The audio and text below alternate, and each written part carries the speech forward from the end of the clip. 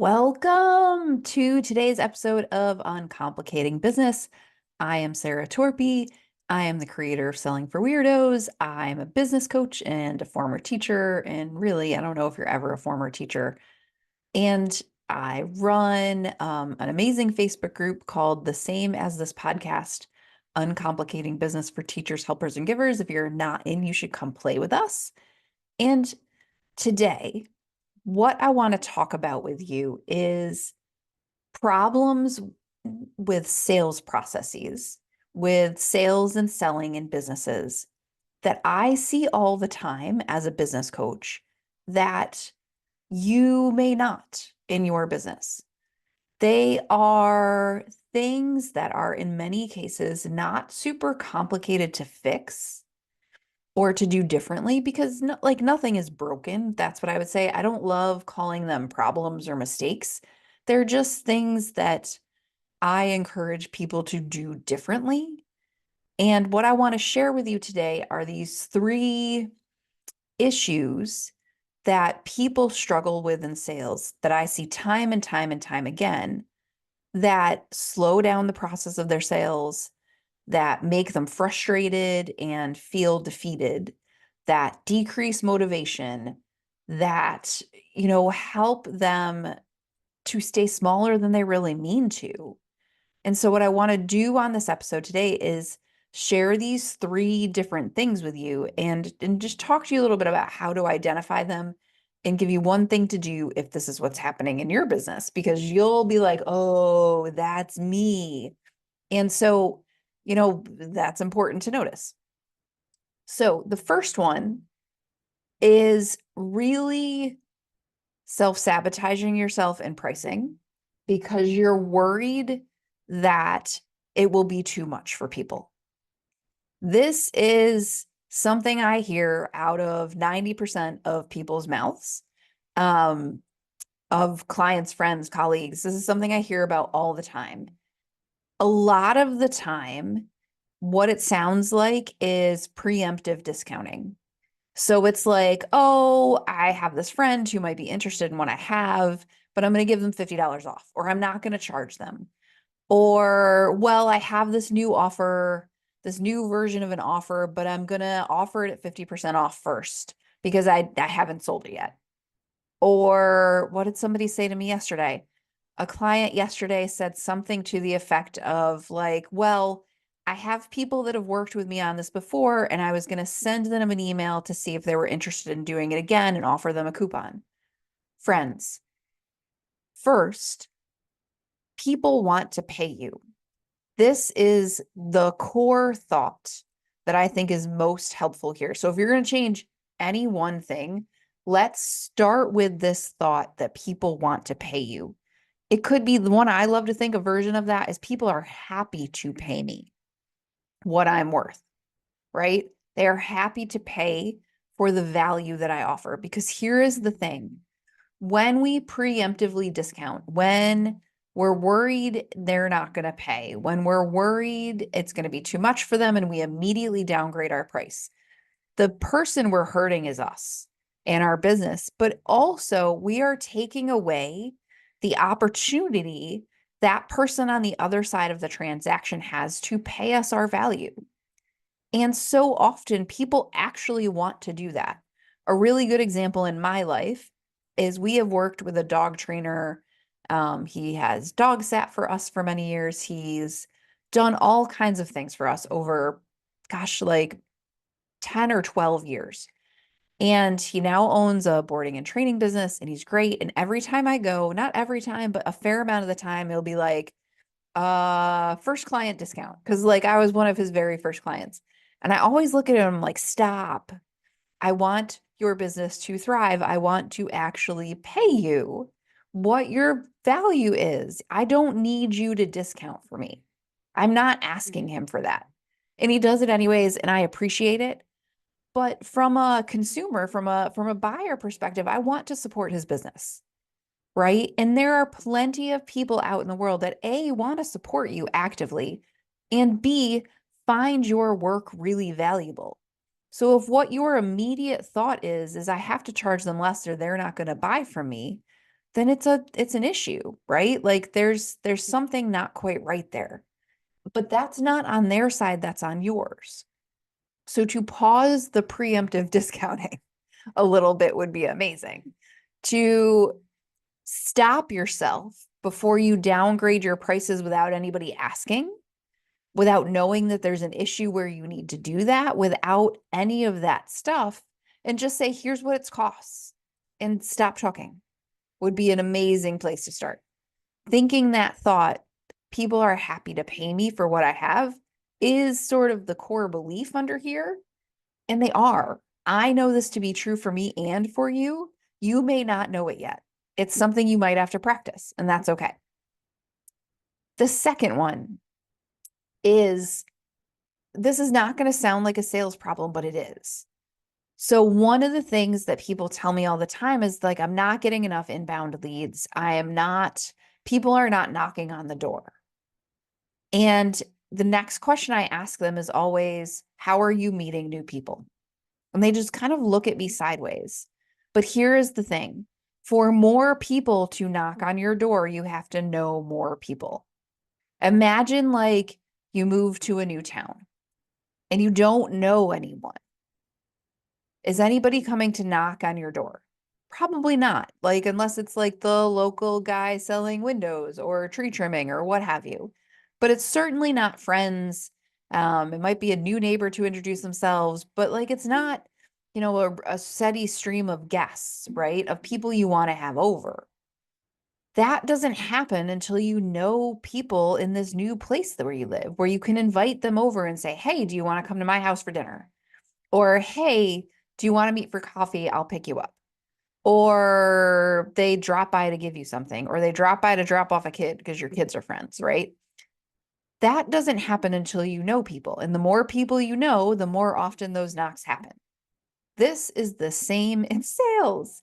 So if you're not getting the inbound traffic that you want, think about how you're connecting to new people, because this is one of the biggest hangups. It's like, well, but I don't know the people that are here that are going to buy from me. Okay, well, the more people you meet, the more likely you are to run into your people, right?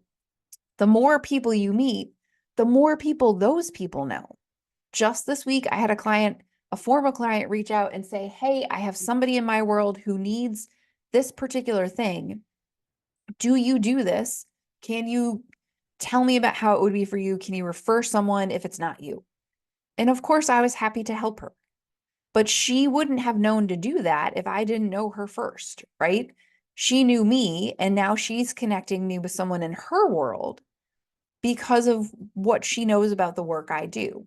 But that takes knowing people. And she came to me originally through a referral from another person that I know through networking. So for you, the more people you meet, the more people you meet.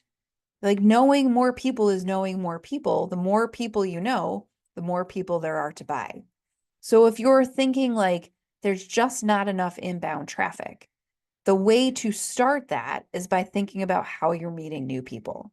And this is possible. If you listen to this podcast, it's possible you're like, yes, yes, we know, Sarah. We've heard this before.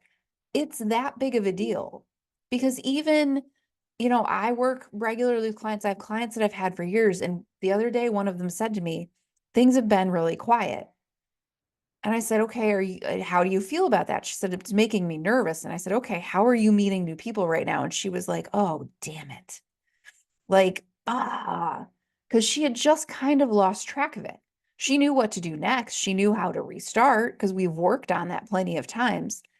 But part of the coaching is being like, oh, hey, did you drop this piece that really makes a difference, right? How can you be actively engaged in the process of creating people knocking on your door? That's by knowing people.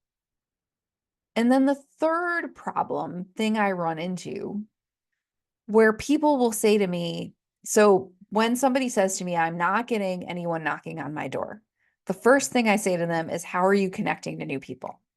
And if they say, tell me all the ways, and they're doing a lot of networking, they're meeting a lot of new people, they're having lots of one-on-ones, It's like, okay, great.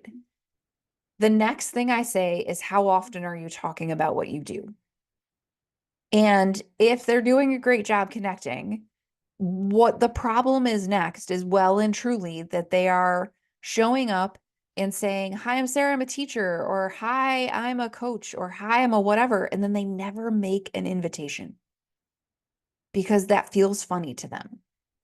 But what instead is actually happening is there are people that think they're amazing that don't know what to do next to get things from them. Because there are people out in the world that'll be like, wait, you're great. Tell me how to work with you. That happens. But those people are not in the majority, right? Those are the people we meet that are sort of ahead of the curve in asking for what they need. But what our jobs as business owners are is to make it so that everybody, even the people that are not great at the research, that aren't sure what they want, that aren't going to ask very pointedly, can figure it out. So it's connecting to the new people, talking about what you do, but then saying, hey, I'm Sarah, and I help people with this kind of thing. If you know anybody that's in that boat, I'd love to meet them. Or, hey, I'm Sarah, I have this great Facebook group. I'd love if you'd be involved. Or, hey, I'm Sarah, I run something called offer hours, and here's when the next one is. Right? I'd love to have you join us if you're interested. And you didn't die for me saying that. I didn't die for me saying that.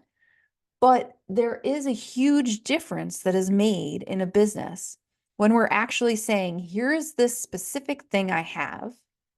Here's how you get it if you want it, right? It's like if a city bus, imagine you were standing on a corner at a bus stop and a city bus came by and you weren't sure which bus it was because you want to go to a specific place, right? And the bus driver opens the door and you say, are you going to Target? And the bus driver goes, I don't know. Are you going to get on the bus? No. Or if the bus driver just looks at you and is like, but my name is Joe, I'm a bus driver. You're like, uh-huh, what's happening here? Because he didn't give you the information about the destination that you needed. If we are not inviting people into our work, we're not giving people the information about the destination they need. We're not enabling them to buy. In our worry about bothering them, about it being too much, about it being too salesy, what we're doing instead is making it hard for them to say yes. When really, what I want for everyone is for it to be as easy as possible for people to say yes to you and what you sell. But they can't say yes if you don't tell them how, right? That's your job. So for you, the one action to take here is to look around, and if you're networking a lot and you're meeting a lot of new people and the door knocks are still not coming, it's like, am I making it easy for them to say yes? Am I telling them how? Because possibly you're not, or you're not telling them directly enough, or you're telling them how to do 7 things instead of 1, right? It's like, how are we doing it? How are we making it really easy? So I wrote down this list today very much because these are all things that I've coached people on this week. This is the work that I do as a business coach. We do mindset things, we do pricing things, we do sales things. This week, I've helped people write scripts for consults, even though they're not really scripts, it's outlines. I've helped people decide how to grow their businesses to double the size without doing double the work. I've helped a client a little while ago this morning make really solid decisions about some steps she's taking in marketing that she'd been like sitting on. We did a bunch of deciding this morning and delegating and like actually wrote the emails. I've had this week clients sending me email templates that they're using to do outreach for me to just, review with them so that I can give them some different words if they need them, that they weren't sure about things. This is the work of coaching. In business coaching, the way I do it, we're in it together. So we will actively work on the thing that you need to work on in the moment you need to work on it, and also keep your strategic direction intact because my job as the coach is to say like, oh, hey, but that's where we're trying to get to. Our destination is over there, even when you're not sure. So if I can be of help to you, I would love to.